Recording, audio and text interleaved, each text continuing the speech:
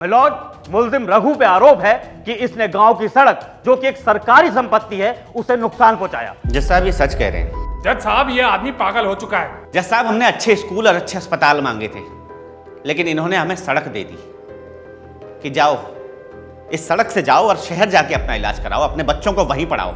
सड़क गांव में आई थी सुविधा लाने के लिए, पर यह कैसी सड़क है जो गांव की खुशियां ही लेके चली गई।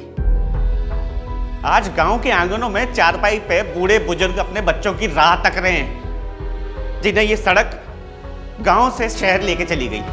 और ये सड़क अकेली हमारे गांव नहीं आई जज साहब, तमाम बिल्डर और भू माफियाओं को साथ लेकर आई। आपने देखा था प्रधान जी, उन भू माफियाओं ने गरीब किसानों से, भोले भाले किसानों से सस्ते दामों में जमीन खरीदकर वहां 25 मंजिला बिल्डिंगें बना दी है और शहरियों को बोला है कि यहां आकर रहिए, गांव की ठंडी छांव में प्रकृति का आनंद लीजिए। और वो शहरी भी अकेले नहीं आए जज साहब, वो लेकर आए एसी, फ्रिज, मोटर कारें और ना जाने क्या क्या चीजें।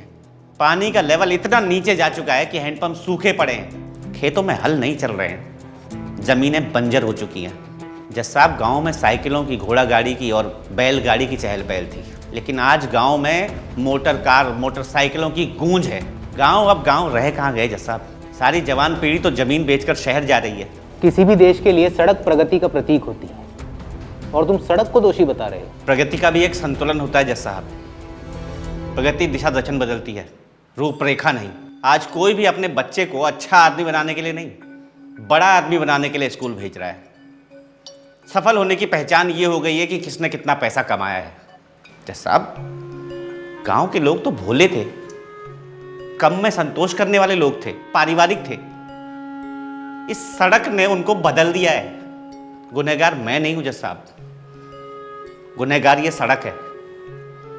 अगर यही हाल रहा ना तो इसी सड़क के रास्ते सारे शहर हमारे गांव पे कब्जा कर लेंगे।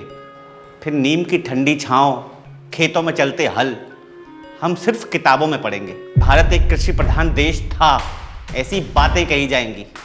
जमीन को अपनी मां कहने वाले इस देश में लोग मुर्गे के दड़बे जैसे फ्लैट में रहेंगे। हम सिर्फ नाम के भारतीय रह गए। इससे पहले हम गरीबों का जीवन भी ऐसा ही हो जाए जज साहब, मेरे गांव से सड़क हटा दीजिए, हमें नहीं चाहिए सड़क। हालांकि रघु की कुछ बातें सोचने लायक है, फिर भी उनको मद्देनजर रखते हुए ये अदालत किसी को भी कानून हाथ में लेने की इजाजत नहीं दे सकती।